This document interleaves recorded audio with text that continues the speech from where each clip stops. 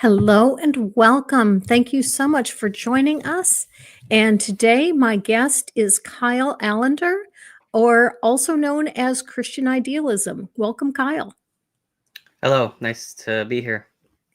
And I invited Kyle on because I saw him in an interview where he was talking about a book he recently wrote that dealt with the problem of evil and divine hiddenness. And divine hiddenness is definitely an argument that is near and dear to my heart because that is the point that brought the major fracture to my faith that eventually led to my deconstruction. And I didn't even realize that that's what was going on at the time. It was actually a year after I became an atheist that I found that out. What happened was I was reflecting on the life of the Apostle Paul, and I thought about the fact that Jesus personally appeared to Paul. And if Jesus can personally appear to Paul, why can't he personally appear to anyone? And the obvious answer is, well, Jesus wanted Paul and he doesn't want just anyone. And that didn't sit well with me. You know, if God wants, either God wants people to believe in him or he doesn't. And if he wants people to believe in him, he has the power to give people the information that they need in order to believe in him, but he chooses not to. That didn't make any sense. And when I was explaining that in a video, a short video I made for Answers and Reason, he was analyzing the video and he said, she's explaining the divine hiddenness problem. She just doesn't have the vocabulary, which is true. I don't have the philosophy background to realize that what I was describing was the divine hiddenness problem. And so at that point, I pivoted to universalism, but it wasn't long after that before the entire foundation of my faith was completely shattered. And that happened because my faith was entirely built on inerrancy of the Bible. And once I found out that the Bible wasn't inerrant, that was the end of my faith. But I will let you, Kyle, talk a little bit about divine hiddenness. Well, first let's talk about your book a little bit. Tell us a little bit about your book. So thanks for having me on. I really appreciate it. So there's this book called The Educated Matrix: A Theodicy for the Universal Growth of All Beings.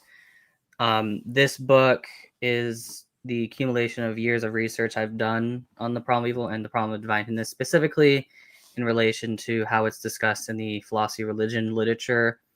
So as you rightly pointed out, for most people, right, divine hiddenness is a sort of personal thing, and it certainly is. Same thing with the problem of evil. Now, my book mainly addresses the problem of evil because I consider that to be the main objection or the main argument against God's existence.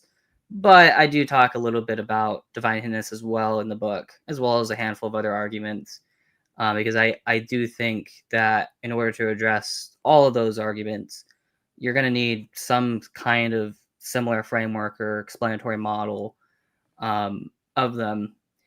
And I mention this because if you look into the literature, there's actually a lot written on the problem of evil, like a lot of stuff. Mhm. But divine hiddenness, I mean, there's a lot of literature there as well, but it's not as numerous. And there is one philosopher in particular that has really pushed the argument, and that is J.L. Schellenberg.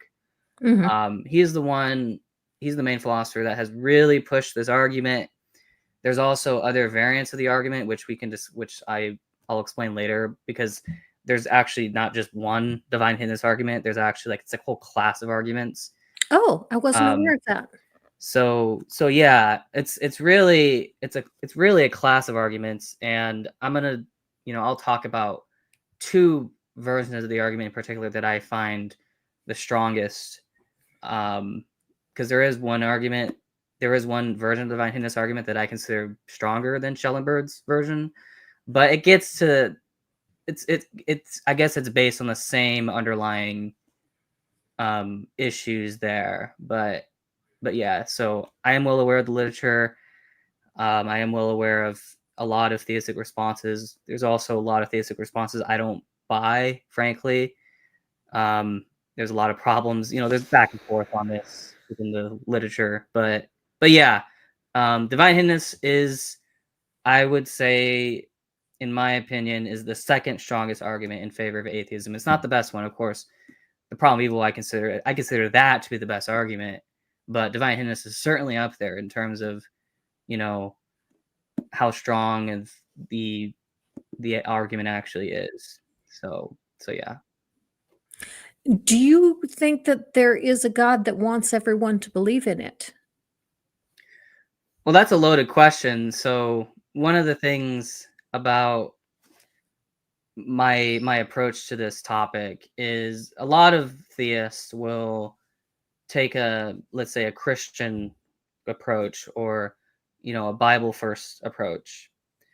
And I don't do that. I explicitly avoid trying to do that. So what I do is I don't even really, I mean, I do mention the Bible, of course, in my book, but I don't use it as as a way to answer the problem. I actually use it as a part of a parody argument, which I'm not going to get into today because it's complicated. But what's interesting is, like, I think before we can really answer that question, we have to first ask, well, what does theism actually, predict as a hypothesis?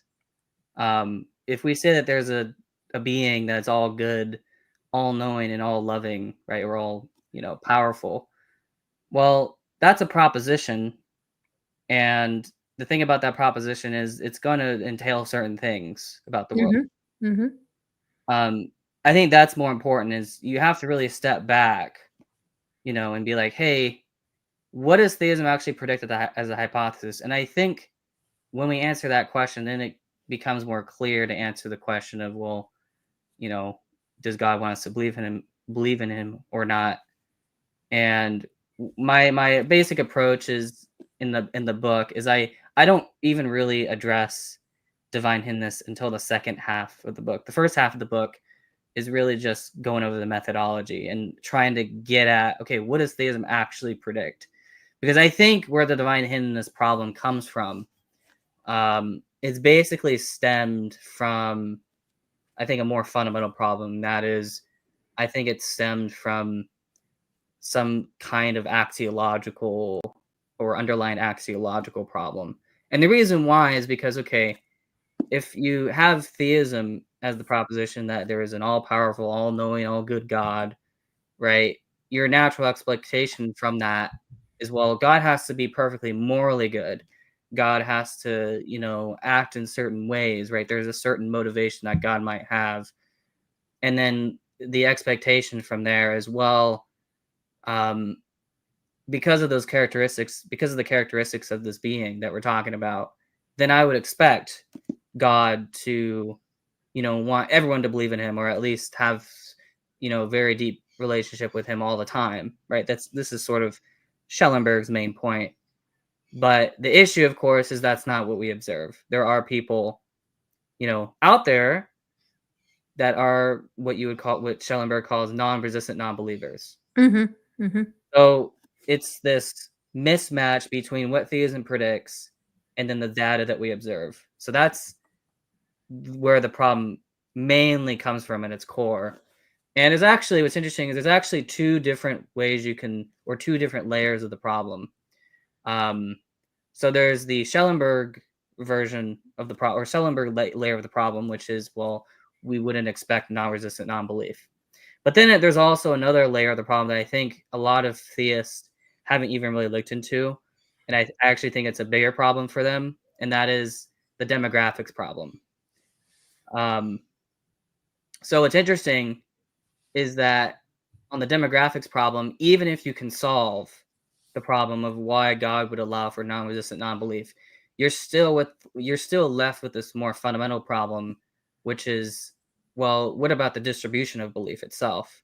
Because if you Mhm. go to, like certain Muslim countries, most people there are going to be Muslims. If you go to Asian countries. Asian countries, they're going to have their own religions. And it just seems like if you look at the distribution of belief, right, a lot of religions are going to be based on their cultures and stuff like that. Mhm. And of course, that's a bigger, in my opinion, the reason why that's a bigger problem is, even if you could somehow solve the first problem, you're still left with the second one.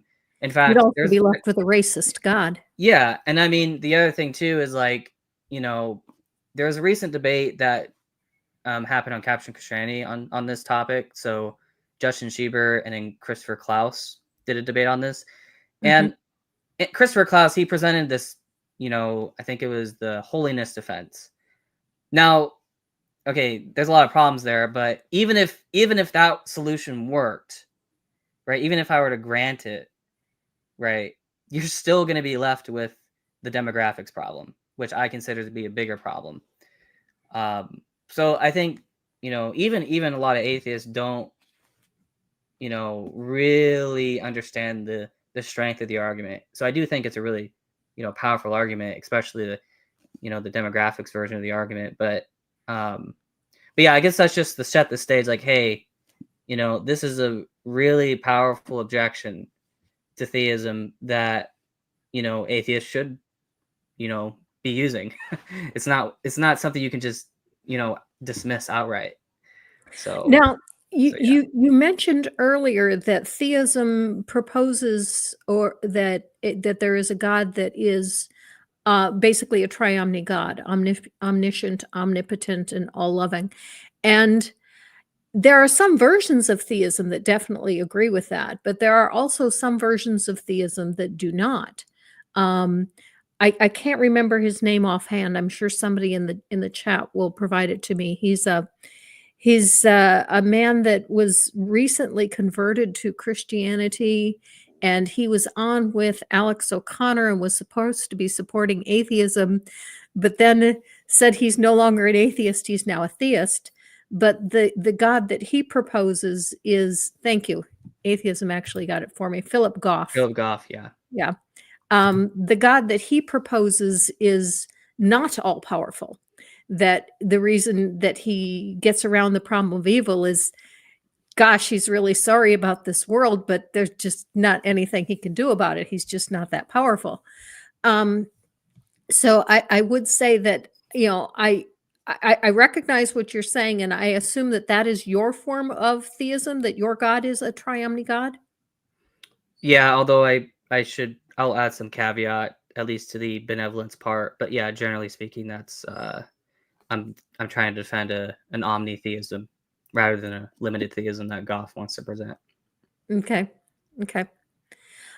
So, with the caveat that not all theists believe in a triomni God, I do recognize that, but for the divine hiddenness problem, a triomni God is definitely a major problem.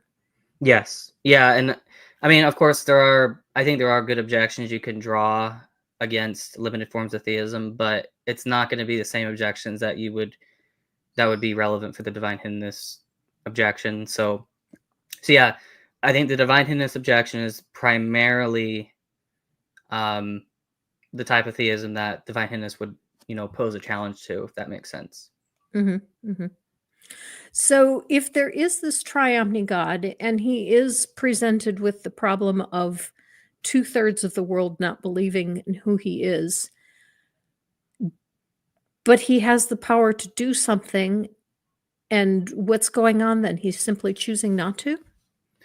Well, I mean, so one of the things that we have to understand is I guess first of all, I'm trying to approach this from a natural theological perspective. So Okay. I don't need scripture for this, for my answer to go through. But also, I think more importantly is we should understand the type of being that we're positing. So what I would say is, and this is something that Richard Swinburne has pointed out numerous times, and that is whatever theism predicts is going to be based on what the nature of the being is that you're positing. Okay. And what I do in my book is I present a definition of theism that I think that would mitigate a lot of the problems there, or at least mitigate the argument. So what I say is, like, my definition of theism is basically that there is an omnipotent being that acts on the basis of axiological reasons. Now, what is an axiological reason? Well, it's a reason of value. So God is going to Okay. be motivated by value. But the issue there is, well, if I go with that definition, that's not going to limit God's actions to just moral actions, but rather you could say that God is motivated by other reasons, like aesthetic reasons. God might have alethic reasons, right? Anything that has to do with value, so anything that's valuable in and of itself, is something that God would be motivated to pursue. And so if you take that approach to theism, or at least if that's the nature of what God is, right? God isn't just, a perfectly moral being, but he's also a perfectly, he's a perfect artist, or he wants to pursue truth and make sure people, pursue truth in the right way, right? That's alethic values. Then you could actually say, like, hey, God might have overriding reasons for allowing for these types of things to occur. So If basically, that makes God sense. has his reasons for wanting some people to be unbelievers and has reasons for why he wants the demographics to be such that believers are distributed unevenly in the world, that there's some kind of reasoning behind that. I think, yeah. So, I mean, I do think that it also I think it will come down to what your view of God's creation is, or the creation model that you think God is abide by, and then also some considerations regarding like providence, divine providence. So with the demographics part, what I say in the book is that God creates the world. So I guess we should step back. So what I say is, like, God doesn't create a world ensemble directly. So what does that mean? Well, it means God is not determining what the actual timeline of the world's going to be. Okay. Rather, God creates the initial world segment, and then the world indeterministically comes about through that. Right. So at creation, God didn't know how the world was going to turn out? So I would say yes, but only in a logical sense. So logically, prior to God creating the world, God didn't know the free choices of creatures. It's only until after he, actualizes that world that he actually would know what those creatures are going to do. Right. So before a person is born, God has no idea what that person is going to do, but from the moment they are born, then he knows everything that they're going to do? If we're talking God's logical knowledge, then yeah. Now, of course, I think God is timeless, so he would know in a temporal fashion what they do. But at least when it comes to what grounds God's knowledge, That's I illogical. I think that you need, in order for God's knowledge to be grounded, there has to be truth makers. And so when God creates a world, right, if there is no truth maker, so if you have a creature that doesn't even exist yet, then yeah, there is gonna be no truth makers for God to know. It's only until after he creates them that he would know everything after that. So God is not timeless. No, he is. He is Well, how can timeless. he be timeless if at the time of creation, he's not in existence at the time when the creation is already finished? So the main distinction is between God's logical knowledge and his temporal knowledge, if that makes sense. So I talk a little bit more about this in one of my blog posts in response to J.L. Mackey. But essentially, the most important distinction is understanding the distinction between God's knowledge, or God's logical knowledge. So like the actual like truth maker knowledge versus the temporal knowledge. So temporal knowledge is really, you could say that it sort of just comes after the fact, or it's sort of like How it's can a just timeless being possibly have temporal knowledge? Because temporal would be meaningless to a timeless being. oh yeah. So let me explain the distinction there. So what I mean by temporal knowledge is, because God is timeless, because he's not bound by time, then he sees the entire future at once, Exactly. right? So Even before it exists. that would be his temporal knowledge, in the sense that he already knows what's going to happen. But when I say that God doesn't know something logically prior to God creating a world, that's more talking about what actually grounds his knowledge in the first place, if that makes sense. What do you mean by grounds his knowledge? So what I mean by ground his knowledge is what provides the truth maker for him to know something. So because knowledge is really, or God's knowledge, I should say, is, defined as God knows all true propositions, right? But Mhm. the issue is, like, in order for God to know something, there has to be a true proposition that's true. So you need a truth maker for that. Okay, so And this truth maker is another being that makes truth?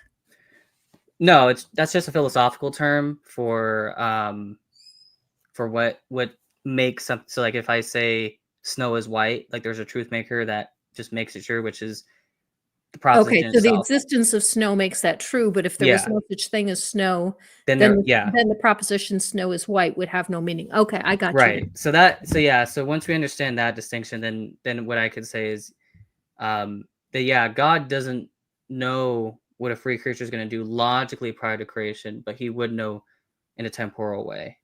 But of course, that's an important distinction there, because the temporal knowledge only comes about from the logical knowledge. So Okay, I still don't see how a timeless creature could have temporal knowledge. For you going with your example of the snow is white. Okay, without the existence of snow, that has no meaning. But for a timeless creature who knows already that snow is going to exist, knows that he's going to create snow, and knows that he's going to make it white, he would know that snow is white even before he made it. Wouldn't he? temporally, yes, but from a logical standpoint, no. If that if you don't understand that distinction, that's fine, but we can continue. But Okay. from a logical standpoint, it's only because snow exists. Okay. Okay, I think I understand you. I might not. That's I'm fine. sorry if I don't, but I think I've got where you're going, but still, where I'm still having a problem is if he's still the creator and he still has this temporal knowledge of everything that's going to be, I don't see how he would well, yeah. Actually, on second thought, let's go ahead and bypass this because this Yeah. really doesn't have anything to do with divine hiddenness. Um, so go ahead and finish explaining, how you think divine hiddenness is not a problem. So yeah, so once we accept a sort of disjunctive model of creation where the world comes about not deterministically through God's actions, but rather the world, you have free creatures, you have like the world is actually shaped. So think of one analogy would be like Minecraft, right? Where the programmer creates a Minecraft world, but then the player in that world can, mess with things and change things around, that sort of thing. It's not the perfect analogy, but that's how I view creation. It's basically we are co-creators of God. We actualize, we're co-actualizers of God, of God's providence, right? And God, of course, works with us with that. So what that does is it allows, okay, well, then the beliefs that people have are not going to be, 100% determined by God. There's going to be some level of free will involved, if that makes sense. And then once we have that as sort of the background, right? That's just I getting don't the creation model down. I don't see how a triomni God could create a creature with free will. Okay. From the moment it's born, everything that it's going to do is known to this God. So how can the creature possibly make any decision that's outside of this God's will? Well, there's a difference between God's will and God's knowledge. So if creatures have free will, then it's their free will that makes it the case that God knows something. It's not the other way around, if that makes sense. So basically on that picture where so for example, like if I saw someone, falling off a cliff, my knowledge didn't cause them to fall off a cliff. Rather, I know that because it happened. In the same way, God's knowledge works in a similar way. So it's God's knowledge of our free will that that would be the explanation of why God knows something. But if God does know something, it's because we that's the truth maker that makes the case such that we would make the free will decision. I guess briefly, I don't know. I don't hold to the principle of alternative possibilities. I adopt the sourcehood view of free will. So, as long as the source of the free will comes from the creature rather than some external source, then for me that's sufficient for free will. I just want to clarify that. But yeah, that's what I would say is the case.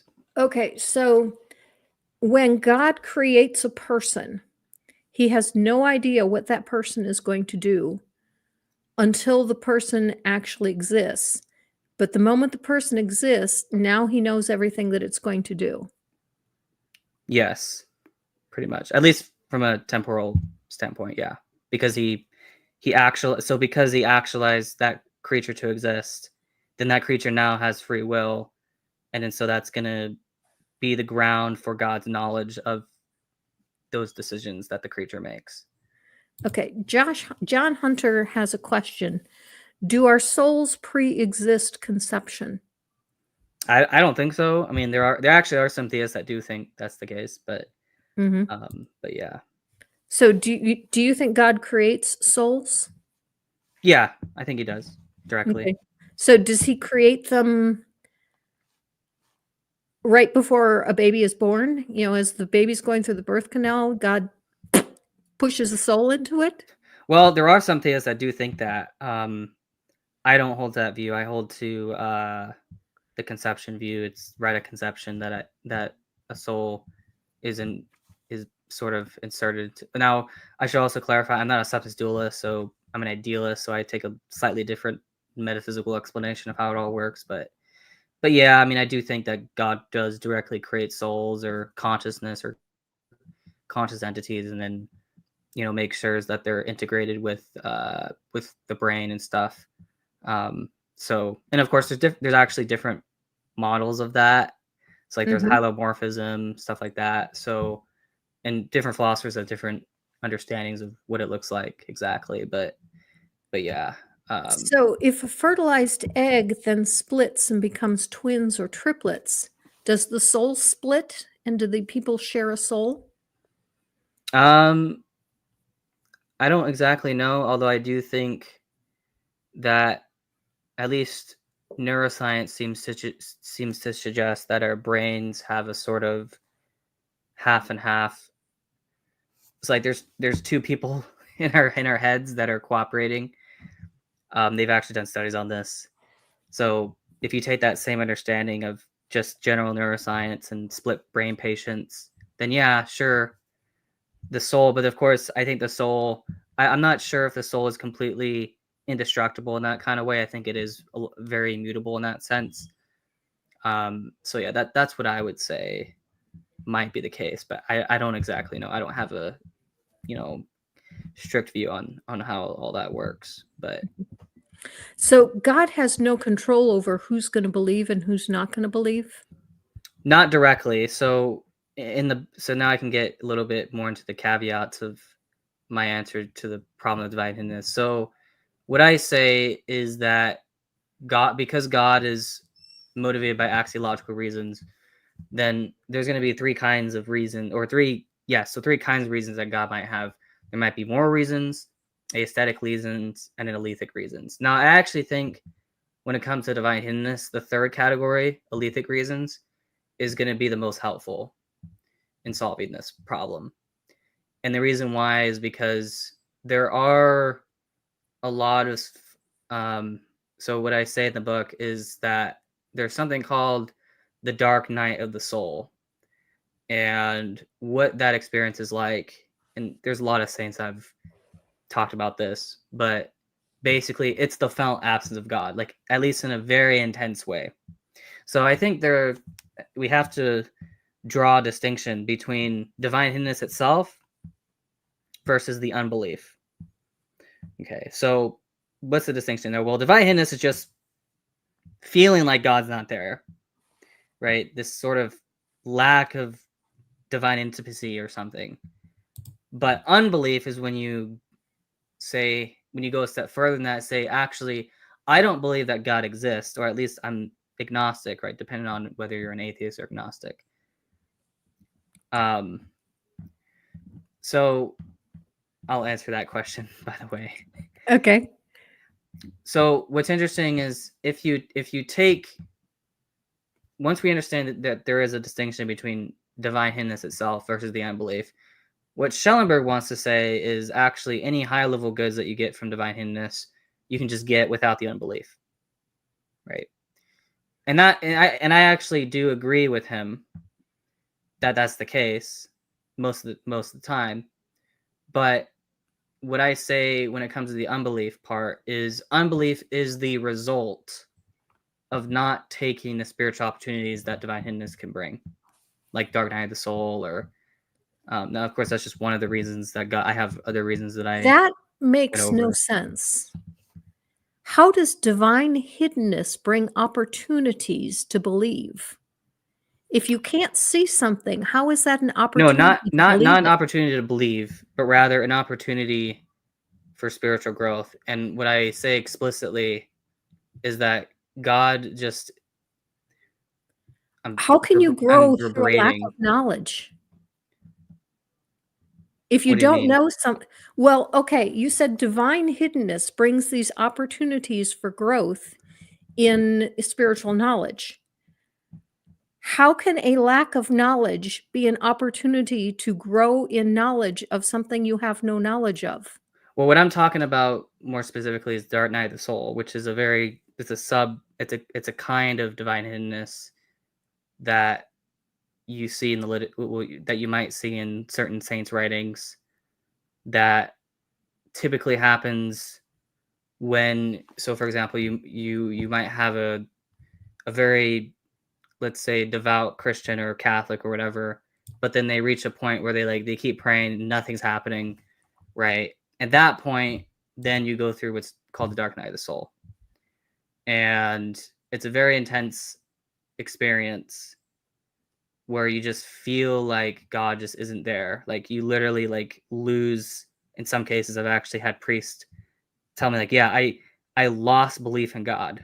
Like I lost faith. That's what I mean by dark night of the soul. It's a very intense kind of divine hiddenness. Okay, well, here's another kind of divine hiddenness. A baby is stillborn. The baby has no knowledge of God whatsoever. The baby's incapable of knowledge of God. Where was the opportunity for that baby to learn about God? Well, what I say is that knowledge of God can come in two types of knowledge. So you can have propositional knowledge, and then you can have what's called relational or experiential knowledge. And what I say in the book is that God is not interested in propositional knowledge, or at least I don't think that that's his main goal. Well, the baby sure doesn't have any experiential knowledge. The baby didn't even make it out of the womb.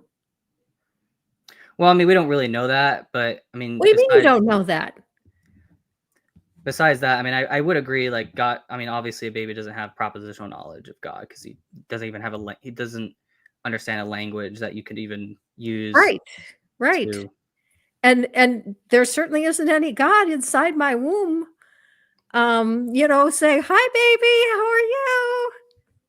I mean, there's no experience of God in a womb. No, yeah. I mean, one thing to consider, I do think, although, I mean, I'll have to look more into the research on this, but I think there is good evidence. This is what I'll say on this, at least when it comes to babies.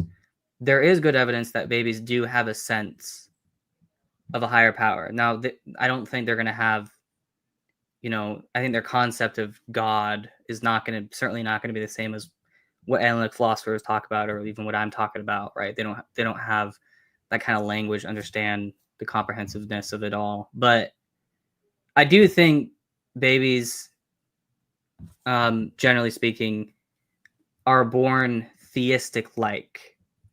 Okay, If that so makes now we sense. get to Paul Camish's question. Do you have any evidence for that, or is this just what you believe? No, I mean, there's a lot of data on the beliefs of babies. I know Inspiring Philosophy of Christianity did a video 4 years ago on this. So there's data on this. So that, and again, I'm being very modest in what I'm saying. I just mean minimally, like, babies when they're born do have some kind of sense of what God may be, or at least sense of higher power or whatever. How would Now, anyone measure that? well, I mean, they've done studies on this, so Right, I'd and have I'm to look asking more you, into what's this. what's the basis? What's the basis of this study? What are they studying? What would be the hypothesis that if a baby believed in a higher power, that what? It says it makes a noise when it sees a light, or, how would anyone study this? Well, I think I don't. It's been a while since it's. I mean, again, it's been 4 years since I've looked at the study, but based on what I remember, and this is just going off the top of my head. Um, Babies are born with a sense of the divine in some way, even if their understanding is, you know, not the omni kind of theism that I'm talking about, right? So, Okay, I really would have to see. I would have to see something. John Hunter says he would like a citation, but he's actually talking about the neuroscience claim about the study for people having alternate selves, and that there's evidence of a soul. oh Um, well, I wasn't when I was talking about a soul. I was just talking about the mind. I wasn't talking about the substance dualist kind of soul, because there are important distinctions between. I mean, if you look at some ancient views of the souls, I mean, they literally believe that the soul was in the brain, and yeah, when the brain dies, your soul dies. So like, we have to be careful what we mean by soul here. It doesn't necessarily always have to imply, the substance dualist understanding of what a soul might be or whatever, right? So I think that's important, to clarify that what I just mean by soul is just consciousness, just the mind, right? And believe it or not, there are theists like Richard Swinburne that think we have a soul, but he believes that the soul is emergent, or at least it's non-reductively explained by neurochemistry in the brain. So, some emergentist dualist views exist out there that, yeah, a soul exists, but the soul isn't something that's going to necessarily last forever or something like that. So I hope that clarifies that. But when it comes, I guess, going back to the divine hiddenness part, what I say in the book is, hey, we have to understand, like, non-belief can occur within an environment where God wants to promote a lethic value. So like truth seeking. One of the other things I mentioned in the book is like, God gives us the anonymous gift of just being here. And so with an anonymous gift that God gives us, then, we can be thankful for our lives even without acknowledging that there's a God, right?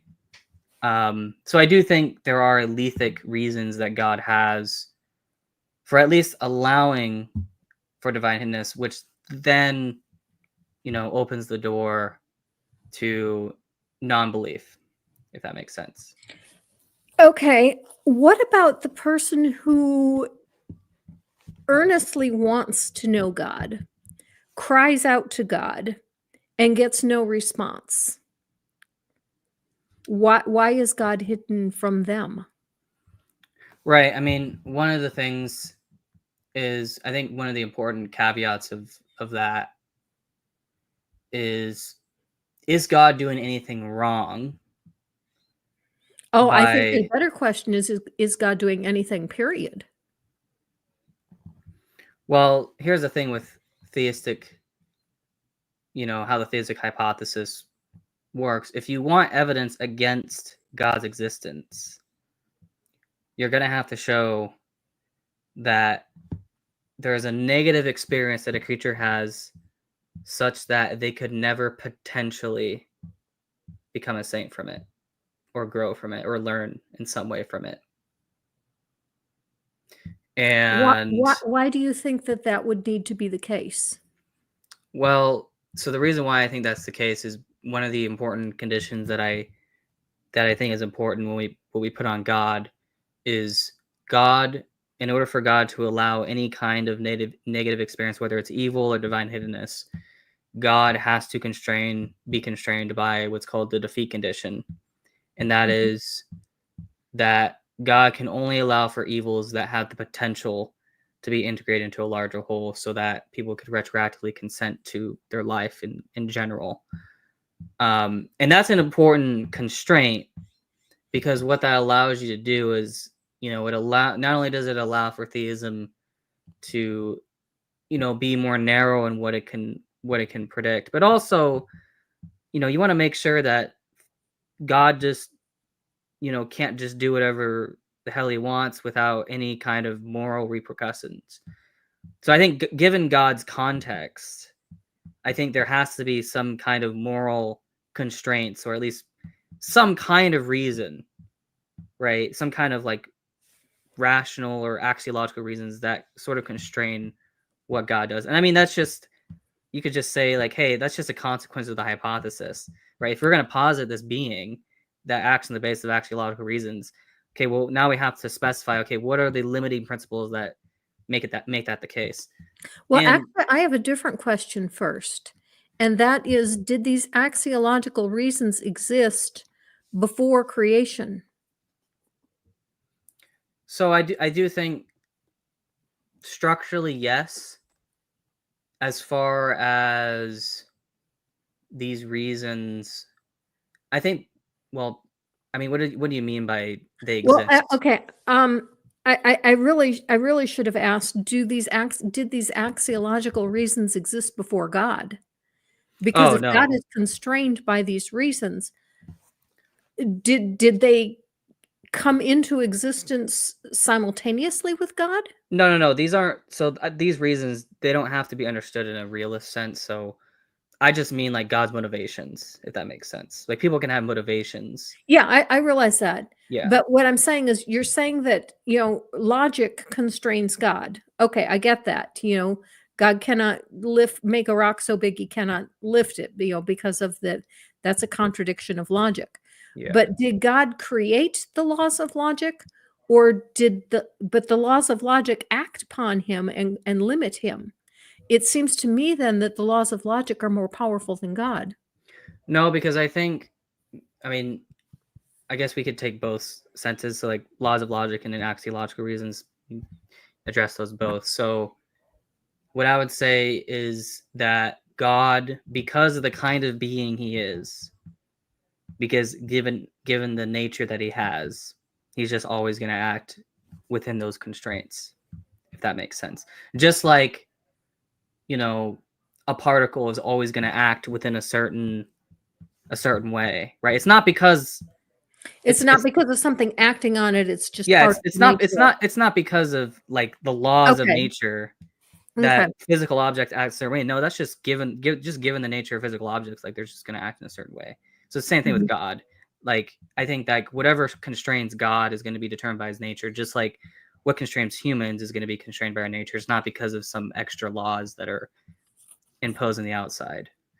Atheism actually wants to know what the constraints are. So yeah, that's a good question. I have proposed so in the book I proposed two main constraints on God.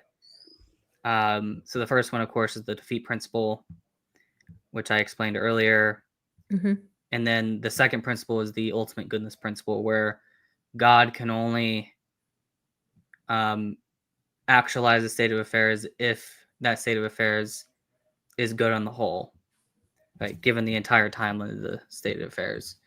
And this is to make sure like that whatever God actualizes isn't just, something arbitrary, isn't something that's,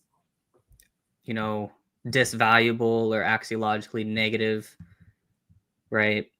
That so those are important constraints, because without them, well, then like God's actions would become just irrational at that. Like it wouldn't be based on axiological reasons. It'd be some other reasons that are just completely outside that space, or that the motivations. So And now we cross over into the problem of evil.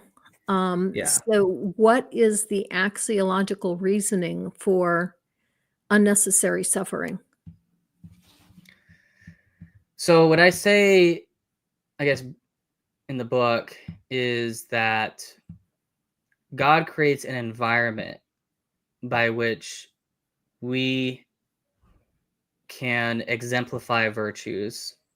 So things like forgiveness, heroism, those kind of things, self-sacrifice, right? These higher level virtues cannot be exemplified.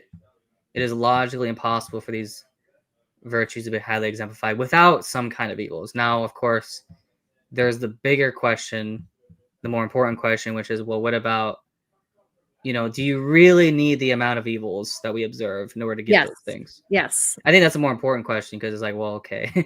But my response to that is, I still think that what I say in the book is, you can have an environment by which those kinds of evils can occur, as long as they are constrained by the defeat condition. So the defeat condition, again, sort of constrains what God is allowed to actualize. Anything outside of that, God cannot allow.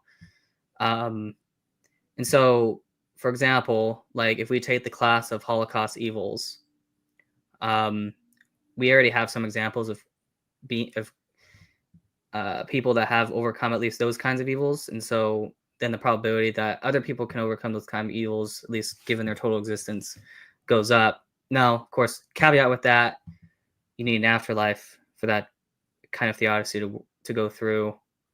But I think theism does already entail an afterlife anyways, which we can get into later. But Do you believe animals go to the afterlife? yeah, there's so what's interesting about that, there are some so there's something called the animal theodicist, people that specifically focus on the problem of animal suffering. And there's actually some disagreements about at least the details of the animal afterlife. Some people think that animals become saints, like Trent. Others believe that that animals retain their basic nature, but they sort of they find a way to like retroactively consent and to what they went through. And the other thing too with an animal afterlife is, like, that doesn't necessarily mean the same thing as heaven, because heaven is, I understand heaven as union with God, right? But an afterlife could be something much broader than even that. I want So to put a pin in that and come back to that in a minute, but yeah, there's a comment here from John Hunter that I haven't had a chance to bring up, and we've kind of started to move away from this topic already. So I want to get to this before we get too far away from it. His nature argument just pushes the question up a level. I'm not I sure agree what. with that. Yeah, so Okay. he's saying it's now his nature that defines logic, or logic that defines his nature. So here's something very interesting about that, and that is that this objection I think would apply to certain understandings of what God might be, but it doesn't apply to classical theism. And the reason why is because God is his nature. So God doesn't have a nature, he is a nature. So Okay. yeah. Now, going back to what we were talking about, my major question on that is children who have been R word, I'm not going to say the R word, by a priest or a pastor. And we know that this is prevalent in all forms of religion. It's not Yeah. any one part. It's just look up on the internet, pastor arrested for molesting child, and you'll find a new one every day. And the pastor or priest only has to say, God, I've done wrong, and he's forgiven, and he goes to heaven. But the violated child, whose faith is broken as a result, goes to hell. How is that justice? So I guess there is a sort of complicated. I thought you were going to ask, well, why would God allow for that? And I mean, I think that's a much harder question to answer. But in terms of, I mean, I don't think there would have to be a reason why, you know, a kid like that would go to hell. It wouldn't be whatever reasons that a kid like that would reject God. Because I mean, I understand hell as the rejection of God, right? It's the rejection. It's not Well, only do you sure. reject God, but you also are stuck in sin, right? You've chosen sin as your ultimate desire. Okay, Um, now those are two very different things. I do not live in sin. I volunteer my time on a regular basis to help children who are in foster care. I give regularly to charities. I do what I can to help my fellow man. I do not live in sin, no, I but I know, don't but believe in a what I God. mean by that is if someone goes to hell, it's because they have actively rejected God. Well, have It's I not. actively rejected God? I don't know. I can't. I'm not God, so I can't make that judgment. But Okay, well, what does it mean to actively reject God? well, it means, from my understanding, it means like um, you don't want you refuse to be in union with Him. That's what I mean by rejection of God. Okay, but if I don't know this God, then I'm not refusing a union. I just simply don't know him. Sure, But I also have and no union with him. that's why I think, you know, because I think everyone will meet God eventually. So at that point, then they can make the decision: do I want to be in union with God or Ah, not? okay. So people make the decision of whether they want God or not after they're dead. If they don't know God before, yeah, and I mean that happens a So lot. what you So believe in this life really doesn't matter. no, I mean I think it matters, just different reasons than necessarily that. But yeah, if that makes sense. Well, not really, because okay, and I know these are personal examples, but that's what I know. I was a believer for 42 years. I really thought I knew God.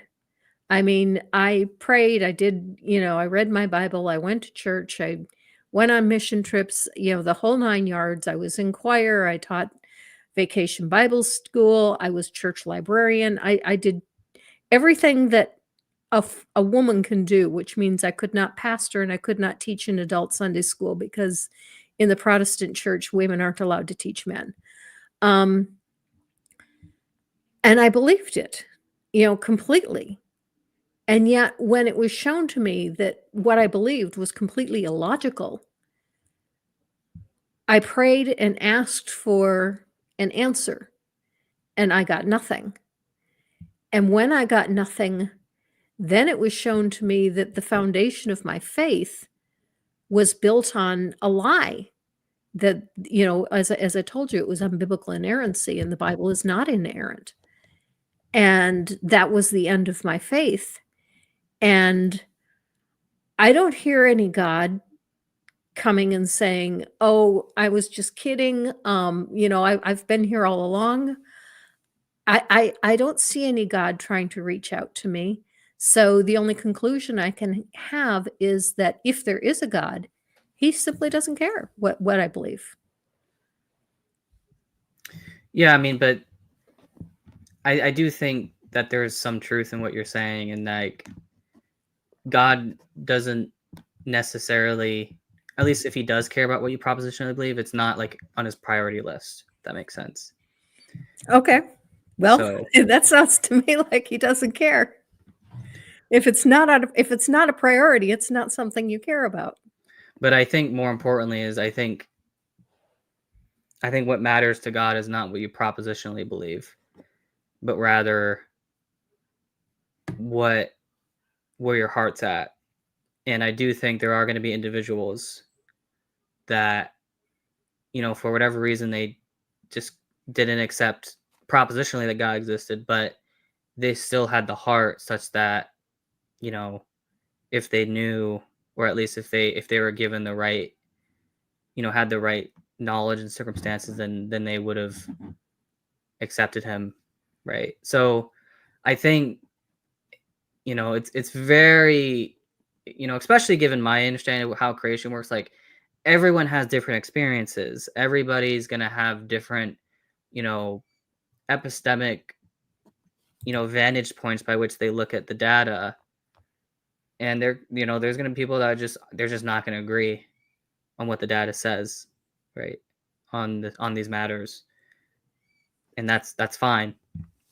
Okay, and Right. John Hunter asks, then why write the Bible or send Jesus to die or anything if divine hiddenness is up to just, give everyone a choice after death?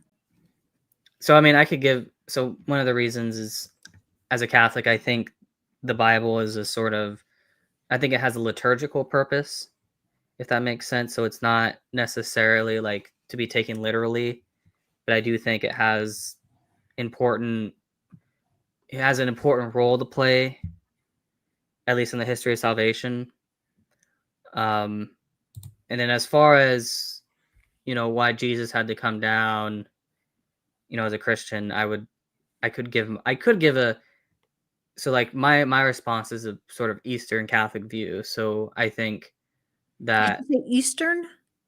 Eastern Catholic, yeah. So what I So would, like Orthodox Eastern? yeah, Okay. I don't accept penal substitution theory. So I think that view is wrong.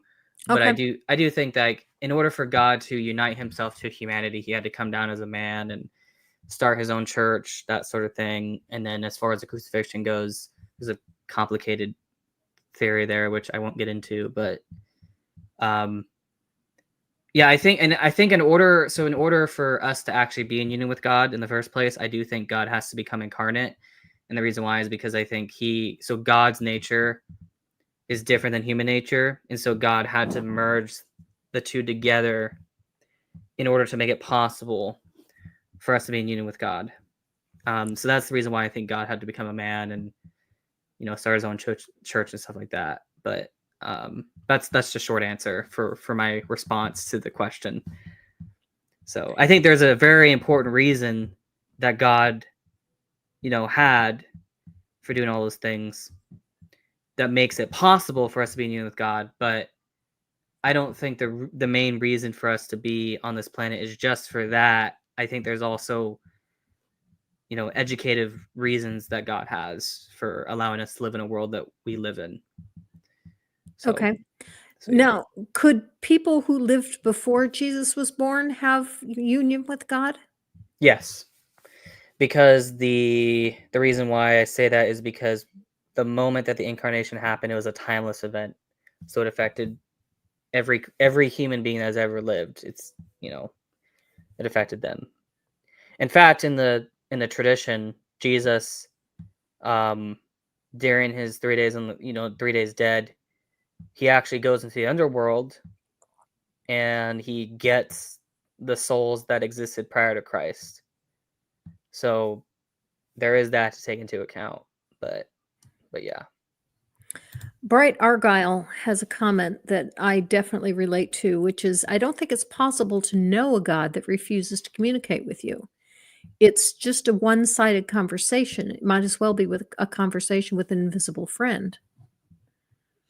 Well, I mean, it depends on what you mean by knowledge, but I mean, your view on what God should or shouldn't do is going to be based on the nature of the God you're positing, and then any axiological reasons that God might have.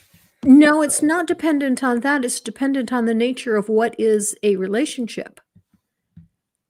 A relationship is a two-way street. It's not a I talk to you and you never respond. That's not a relationship.